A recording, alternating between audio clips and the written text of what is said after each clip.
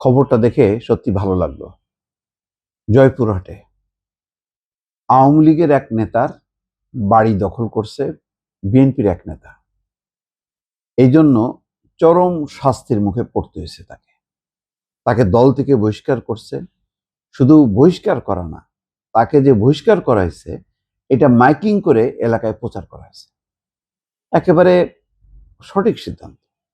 এইরকম ভাবে দুর্নীতি, অপকর্ম, দখলবাজি, চাঁদাবাজির কারণে এইরকম নেতা কর্মীদেরকে বহিষ্কার করা, মাইকিং করার এটা একটা আমি মনে করি ব্যতিক্রমী একটা সিদ্ধান্ত।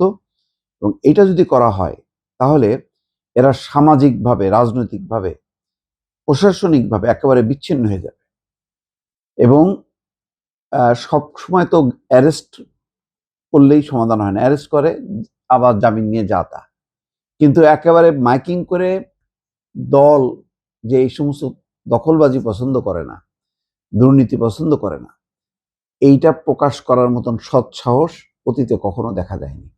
যেটা জয়পুরহাটের আক্কেলপুরে এই ঘটনাটা ঘটছে। খবরটা খুব ছোট্ট, কিন্তু আমার কাছে খুব গুরুত্বপূর্ণ এবং আমি মনে করি যে এটা একটা মডেল সিদ্ধান্ত। জয়পুরহাটের আক্কেলপুরে কার্যক্রম নিষিদ্ধ আওয়ামী লীগের রায়কালী ইউনিয়ন শাখার সাধারণ সম্পাদক বেলাল হোসেনের বাড়ি দখলের অভিযোগে বিএনপির এক নেতাকে স্থায়ীভাবে বহিষ্কার করা হয়েছে। বহিষ্কৃত ওই নেতা হলেন রায়কালী ইউনিয়ন বিএনপির যুগ্ম সাধারণ সম্পাদক মোহাম্মদ মিজানুর রহমান বাবু।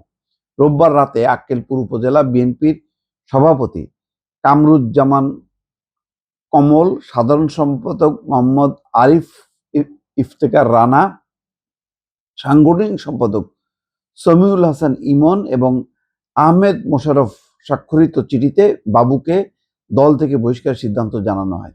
4 জন এই নেতাকে আমি সালাম জানাচ্ছি, অসাধারণ একটা।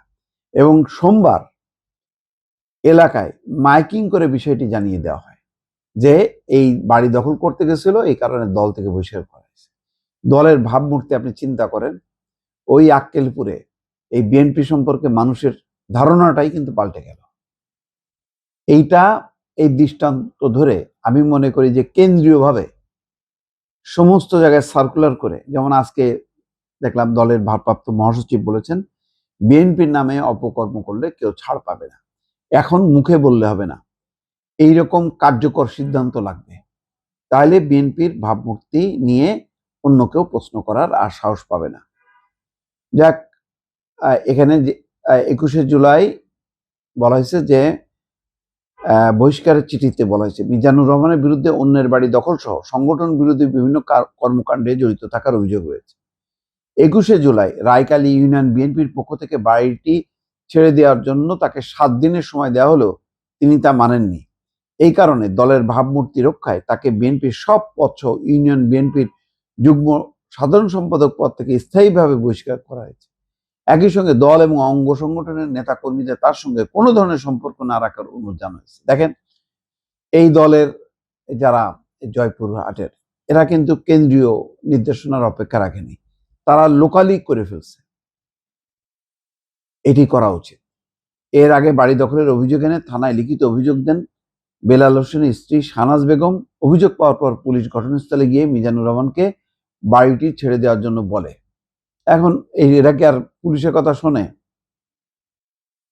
অভিযোগ বলা হয় রায়কালী গ্রামের 4 শতক জমির উপর 10 থেকে 12 বছর আগে দোতলা পাকা বাড়ি নির্মাণ করেন বেলাল হোসেন। প্রায় 4 বছর আগে ওই বাড়ি বন্ধক রেখে অগ্রণী ব্যাংকের জিয়ানগর শাখা থেকে 12 লাখ টাকা ঋণ নেন। ঋণ করে বাড়িটা করছে, সেই বাড়ি দখল করে নিচ্ছে। দেখেন মানসিকতাটা কি। যাই হোক, এখন ওই বেলাল কিন্তু আত্মগোপনে চলে গেছে, তার স্ত্রী আছে এবং প্রায় 5 মাস আগে তিনিও স্বামীর সঙ্গে চলে যান। তারপরেও তার স্বামী চলে গেছে গোপনে আত্মরক্ষার জন্য, স্ত্রীও চলে গেছে। এই সুযোগটা নিছে এই যে মিজানুর রহমান বাবু, বিএনপি নেতা। পরে বাড়ি ভাড়ার টাকা দেওয়ার কথা বলে তিনি তা দেননি। এক পর্যায়ে তিনি দাবি করেন বাড়িটি যে জমির উপর নির্মিত সেটি তাদের পৈতৃক সম্পত্তি, এই কারণে তিনি বাড়িটি ছাড়তে রাজি হন। কত জঘন্য মনোবৃত্তি। যাই হোক, একটা ভালো দৃষ্টান্ত। এইরকম দৃষ্টান্ত মানে বিএনপির বিভিন্ন জেলা উপজেলা শাখা স্থাপন করুক, দলের ভাবমূর্তি একেবারে পাল্টে যাবে। এটা এইরকম দৃষ্টান্ত দিয়ে শুরু হোক, মানে বাংলাদেশের সকল এলাকায়।